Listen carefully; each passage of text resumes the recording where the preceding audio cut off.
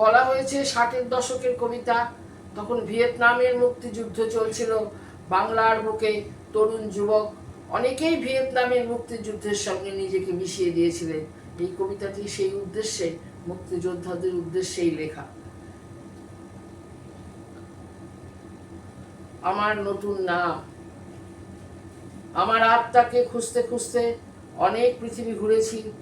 আমার ঘনিষ্ঠ সব সত্তার স্বাদ জানিনি কেমন, কোথাও পাইনি খুঁজে আমার অজ্ঞাত ঐশ্বর্যের ইতিহাস। আমার প্রাণের ধ্বনি শুনিনি কেমন, সমস্ত হৃদয় জুড়ে অনেক শূন্যতা নিয়ে নিঃশব্দ বিক্ষোভে ভরিয়ে তুলেছি আমার আকাশ। নিজের অস্তিত্ব নিয়ে প্রশ্ন করতে করতে হতাশ হয়ে নিজেকে ক্লান্ত বিধ্বস্ত মনে হতো। অনেক গভীরে গিয়ে কোথায় যেন একটা অপরাধ বোধ আমাকে উন্মাদ করে দিত। রক্তাক্ত এক কবরের প্রেতের তরুণ কান্নার মতো মনে হতো আমার পৃথিবীর ধূসর ইতিহাস। তারপর অনেক বিক্ষুব্ধ প্রশ্ন নিয়ে একদিন আমার সূর্যের দিকে তাকিয়ে দেখলাম। আলোর পরিধি ঘেরা উদ্ভাসিত আমার নতুন নাম।